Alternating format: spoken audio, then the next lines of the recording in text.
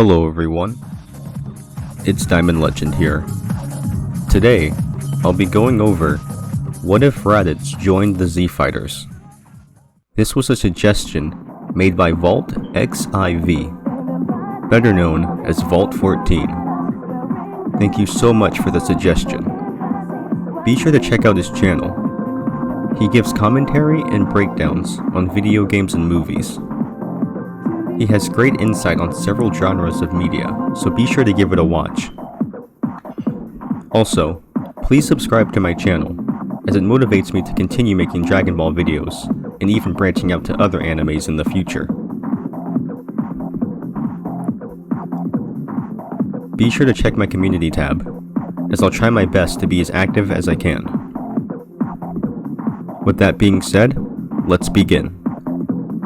This is What if Raditz joined the Z Fighters? Our story starts off with the Saiyan trio all sitting in one place together, discussing their future plans on the topic of retrieving Raditz's brother Kakarot. Nappa and Vegeta are more harsh towards Raditz than in canon, and wish any other Saiyan could have taken his place instead of being wiped out with their planet. They're also incredibly disappointed at the fact that Raditz struggles with one basic Cyberman.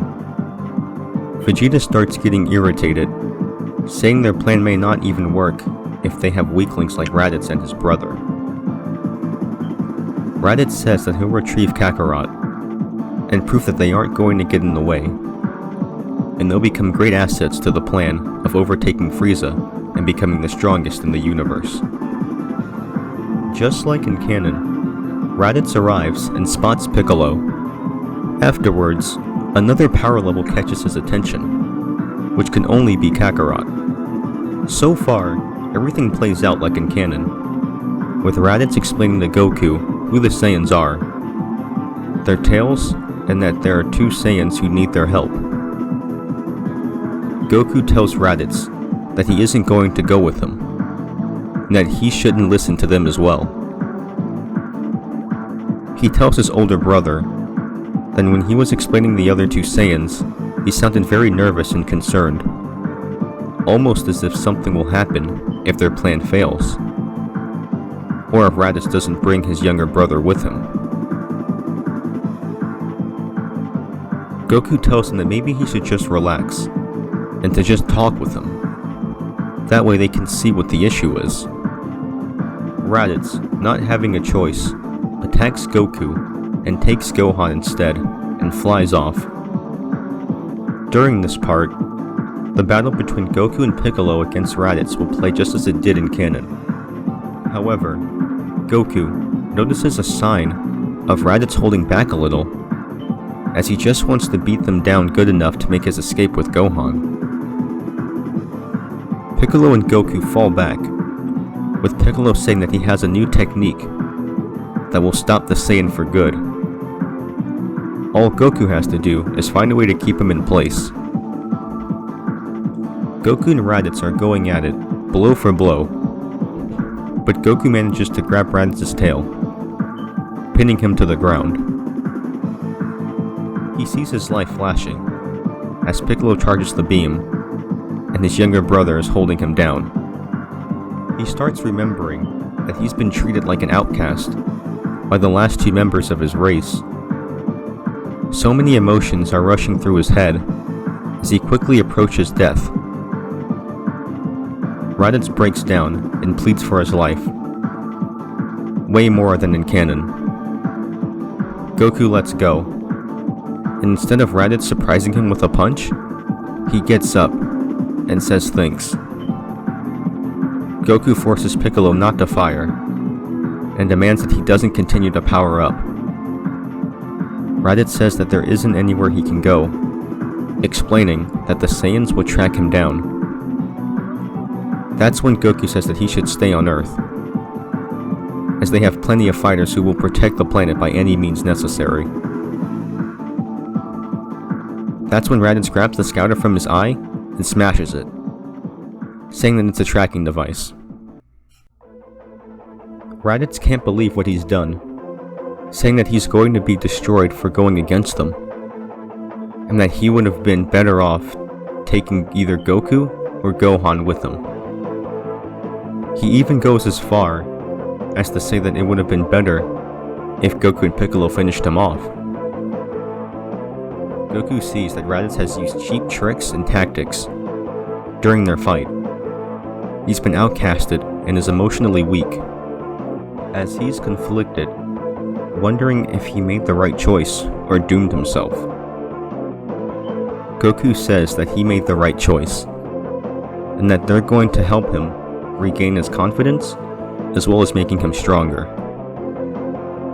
As to not rely on dirty moves, Piccolo grabs Goku, calling him an idiot for letting Raditz live, saying he's a problem. He says that they can't be too sure if he'll turn on them. Goku tells him that he has everything covered.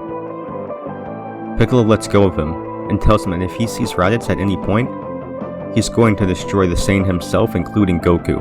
Raditz informs Goku that the Saiyans may show up to destroy him for going against them, or they may forget about him and leave to continue their own mission. Goku says that they'll have to train, just in case they arrive, and suggests using the time chamber. Meanwhile, Nappa and Vegeta heard everything on Earth. Nappa wonders if they should do something about Raditz, calling him a traitor. Vegeta says that they should pay him a visit by erasing them. And so the two go into their space pod and fly off to Earth. As you may have noticed, the Saiyans aren't going to Earth for the Dragon Balls, since that was never talked about. Instead, they're going there to show Raditz what happens when he defies the Prince. Goku brings Raditz to the time chamber and explains the concept behind it. Raditz says that this should work, as he gives Goku more information on when they'll arrive, due to remembering their location from Earth, which gives them plenty of time to train. Goku tells him to wait there as he informs the Z-Fighters. He even lets Piccolo know that the chances of the Saiyans showing up are high. He tells him that if Piccolo really wants to beat him and Raditz, he'll need to train incredibly hard to fight the Saiyans first, and then they'll have their own match. Because Piccolo isn't distracted by Gohan, he has time to train on his own, making him much stronger than in canon. That goes for Gohan and the rest of the Z-Fighters, as Krillin and the others have brought Gohan with them to the lookout.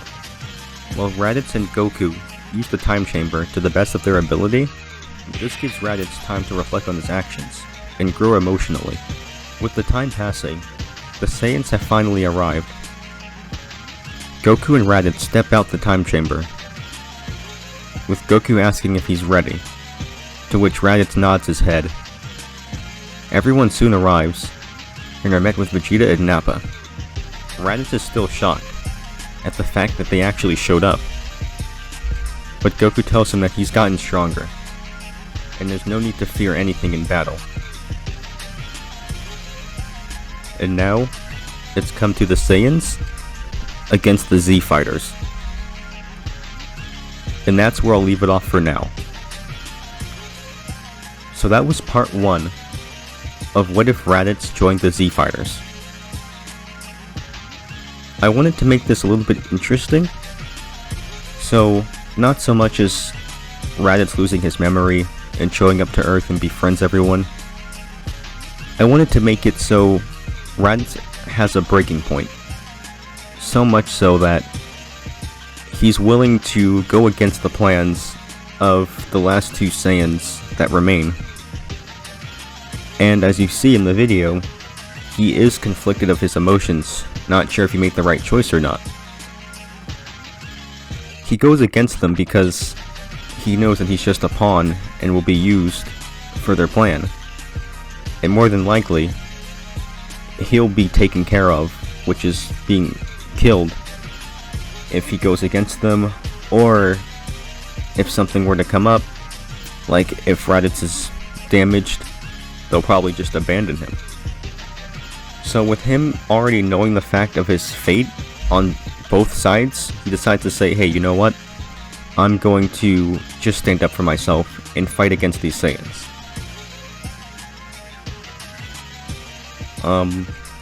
We'll have to see what exactly happens in part 2. So, hopefully I can put a part 2 out. Once again, thank you to Vault14, or better known as Vault XIV, for the suggestion. I do appreciate it. I do have some other videos in the works, but I wanted to get this one out just because it seemed very interesting. So with that all being said, I hope you enjoyed it. Subscribe to stay active on the channel. And with that being said, this has been Diamond Legend, and I'm off.